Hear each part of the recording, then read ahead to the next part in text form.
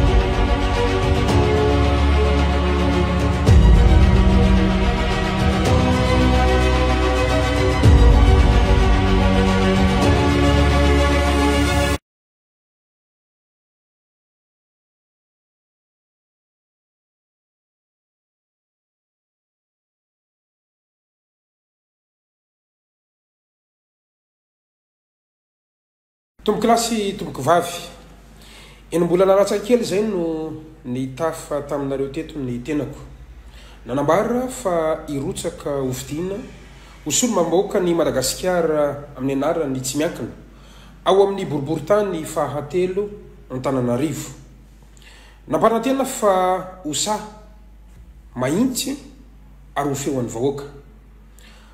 Ankehitriny dia nodivety ny rano nantsakaina ka dia nampidraminareo vahoaka ay ny fahefana isolo vavanareo eny anivon'ny antenimera am-pirenena mandritra ny 5 taona. Misaotra anareo aho ny amin'ny namindraminareo fahefana ny tenako.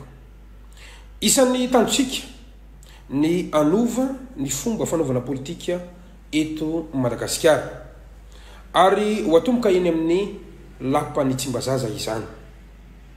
Vao nanambara tamin'ny fomba ofisialy ny fitsarana avy momba ny lalam-panorenana fa lany amin'ny anarany tsy miankina ny tenako dia niantso ireo solomavim-bahoaka namana izay tsy miankina miisa 50 hitazona ny maleo tena azy ireo ary anangana vondrona parlementaire tsy miankina ny tenako. Ny raha antsika nahita indrisy fa tsy tanteraka izany noho ny antony izay tsy miankina amintsika eo amin'ny fanaovana politika. Tao anatin'izay dia nivorona nandritra ny indroa taona ny solomavim-bahoaka. Ny voalohany dia ny session spéciale izay nandiniana ny fitsipika anatiny mifeny antenimera-pirenena. Isan'ireo mpikambana tao anatin'ny commission ad hoc ny tenako ary mbola namafisiko izany tao anatin'ny séance plénaire niezaka nandresy lahatra ny amin'ny tokony anenana ny isan'ireo solomavim-bahoaka afaka manangana vondrona parlementaire. Mbola indrisy be no vitsy isika ka dia lanin'ny maronisy sy ny consigne de vote amin'ny alalan'ny antoko politique eny Tsimbazaza ka tsy lany ny tolo-kevitra izay narositsika. Tsy andraviravin-tanana nefa ny tenako fa nijoro hatrany ary niatrika ihany koa ny fivoriana faharoa zay nampifantary ny prime ministre ny PGE na ny politika akapobeny ny fitondram-panjakana. Niatrika nahasa ary nijoro mahakasika ireo everina fa tsy fanaran-dalàna mahakasika n'izany PGE izany. Raha nisafidy kosa ny voaka ny efitrano ny solomavim-bahoaka ao anatin'ny vondron'ny mpanohitra. Ny fomba fanaovana politika izay noentiko dia ny hoe ao anatin'ny lapany Tsimbazaza ao anatin'ny séance plénaire no mitondra ny feon'ny vahoaka fa tsy eny andaratsara na eny amin'ny parking ny lapany antenimera-pirenena ka hitondrana zany ady hevitra mba ho feon'ny vahoaka izany. Efa nilaza ny tenako fa raha misy solomavim-bahoaka iray ijoro angataka ny tamberina ndraikitra amin'ny mpitondra dia iray amin'ireo gasikara fensoa ka natonga ny tenako niatrika tao anatin'ny lapany antenimera-pirenena izany feon'ny vahoaka izany. Ka dia mijoro ary mbola ijoro andray ny andraikitra ary nitondra ny feon'ny vahoaka ary mbola anomezako toky antsika izany. Tomboky lasy tomboky vavy marina fa mpanao lalàna no nifidianana ny solomavim-bahoaka saingy mangiry firy loatra ny fasahirana ny vahoaka. Tsy misy azo hiantsapazana intsony ny vahoaka malagasy sy ny madinika ka matetika dia ny tenako no hiantsapazana izy ireo, hitondrana izy ireo ny olana ary miandrandra vaolana mivantana amin'ny tenako ny amin'ny tokony hijerena ny fiainan'izy ireo ka hitondra izany eny anivony ny fahefana mpanatanteraka. Vao tamin'ny lahateo ohatra ny tenako dia nihidina andeha hifotony teny ankorondrano rehefa nisy an'ireo namatsika avatsika zay tratra ny lozy famaizana trano. Vao tamin'ny lahady zany ary natsapako ny tena ola ny vahoaka zay tena iaina ny mponina amin'ny andavanandro ny tafa ny resaka ny eno azo ireo ny tenako resy lahatra ny malagasy androany fa ao anatin'ny fanantrana lalina raha tsika mahita izany ary nahita sy miaina izany ny tenako indrindra fa ny olona ny vahoaka amin'ny andavanandrom-piainana maro ihany koa ireo antsozay izay mahazo amin'ireo fianakaviana izay voalaza fa nifidy any gasikara fensoa osolo mavamboaka ka tsy mba isan'ireo misisaka ny fanampiana avy amin'ny fitondram-panjakana izany ny fomba fanaovana politika eto Madagasikara izany ny fomba fanaon'ireo mpanao politika eto Madagasikara marary aloatra izany tomboky lasy tomboky vavy matetika no manao tolo-kevitra amin'ny fahefana mpanatanteraka ny tenako mba amahana ireo olana mianjady amin'ny firenena olana mianjady amin'ireo vahoaka amin'ny andavanandrom-piainana indrindra ao amin'ny boribory tany fahatelo izay farotra na lan'ny tenako miaritra ny atao hoe fahatapahan-jiro miaritra ny tsy fisindrano ny tsy fandripalemana ny faratsy ny lalana ary indrindra ny fiakarany rano miakatra isan'ireo tolo-kevitra izay noetiko eo anivon'ny gouvernement tankehitriny izany isan'ny ady izay nataoko isan'andro ny tondra ny feoan'ny vahoaka saingy tsapako fa mbola sarotra eto Madagasikara ny miaino ny hevitry ny solomavim-boaka sy ny mpanao politika izay tsy mitovy loko na tsy mitovy hevitra amin'ny fitondram-panjakana izany ny pratika politika izany ny fomba fanaovana politika eto Madagasikara mbola sarotra eto Madagasikara ny anaiky ny demokrasia ny fifidianana ka tsy anangana ho fahavalo ireo izay tsy mitovy firehana amin'ny tena mila manova rafitra isika mila mijoro isika raha te anova io fotom-pisainana io sy anova ny fomba fanaovana politika na ny pratika politika eto Madagasikara izay manjary sakana ho an'ny fampandrosoana ny firenena io fanovana rafitra sy fanovana ny pratika politika io no isan'ny foto-kevitra maharesy lahatra amin'ny tenako sy ny mouvement Gasikara fanovana avy ao anatiny mba tsy hiteraka korotana eto amin'ny firenena izany hoe miditra ao anatin'ny fahefana mpanatanteraka mba afana mitondra fanovana aingana ho an'ny vahoaka sy tsapany vahoaka amin'ny andavanandrom-piainana izany indrindra no antony nananganantsika ny mouvement Gasikara dia andray anjara amin'ny fifidianana rehetra ho avy ka atomboka amin'ny fifidianana ho ben'ny tanàna izany mba tena hitondra fanovana rehefa mahazo ny fahefana mpanatanteraka ankehitriny dia amanjato n'ireo candidat MG na ny mouvement Gasikara manerana ny Madagasikara taorinan zay iray volana sy tapany monja nanaovana ny antso ka dia mahavelomboly mahavelom-panantenana fa maro ireo malagasy ny manantena fiovana maro ireo malagasy no te hiala lavitra amin'ity lova tsy mifindra amin'ity adala politika indrindra fa ady eo amin'ny olondroa izay tsy mety mifarana ankehitriny ary rahantsika mahita androany fa miditra amin'ny deuxième génération mihitsy aza izany adala politika izany tomboky lasy tomboky vavy tsy anao mpitaribato filam-bava na hitazapotsiny ny tenako fa hijoro ho modely mpitarika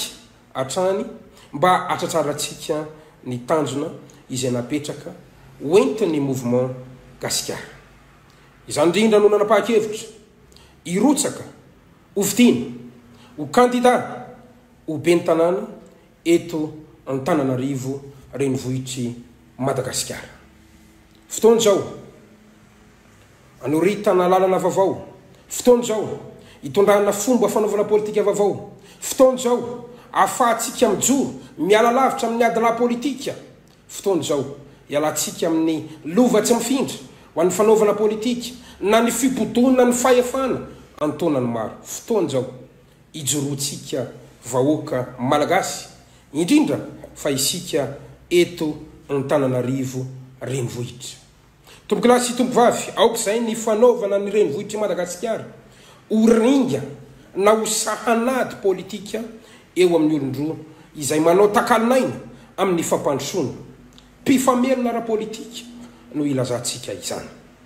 Raha tsika mahita ny endriky ny renivohitra Madagasikara kehitriny ko mijory Gasikara Fensoa anarina ity Antananarivo renivohitra malalatsika ity. Mitodika aminareo mponina, namana, fianakaviana, avako eto Antananarivo, boriboritany fahatelo ny tenako. Marina fa voatsy elakory no masolomavim-bahoaka ahy. Tiako anefa ny milaza aminareo fa ny tanjosika dia ny amalina reny etaetanareo reny. Aingana kokoa ny fanapahan-kevitra hitondrana fanamboaran-dalana.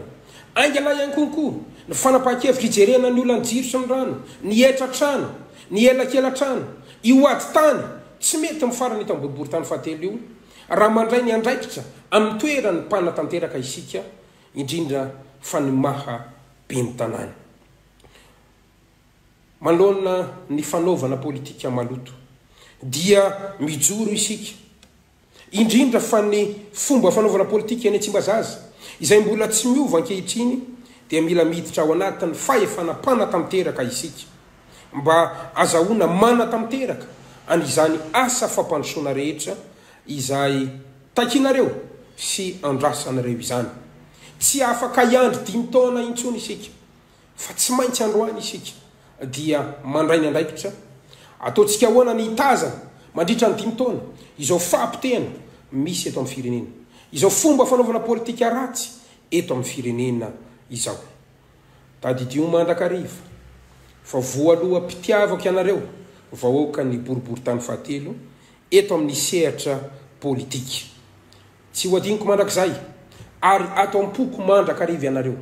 Azo tombony ary ianareo satria ny boriboritany fahatelo dia iray amin'ireo boriboritany 4 iandraketany be ny tanàna eto Antananarivo renivohitra. Tomboky lahy sy tomboky vavy, aza manahy fa izay ho mpandimby any Gasikara isolo vava anareo dia namana sa mahitsy ary feo amin'ny vahoaka isan'ireo niarany tolona tamin'ny tenako ary hiaraka amin'ny foana hiara-dalana aminy aho ny amin'izay fitondrana ny fanilo ny hevitra izay ny fanaratsika ny ombonatsika tany amin'ny fampelezan-kevitra. Amaranakazy ry vahoaka n'Antananarivo, fantatro fa tsy mba isan'ireo solomavim-bahoaka manam-bola i Gasikara Fensoa androany. Maro ireo izay manenjika antsika androany. Fa miantso anareo aho, miantso atsika rehetrarehetra, mpandrarà, olon-tsotra, indrindra fa isika vahoaka.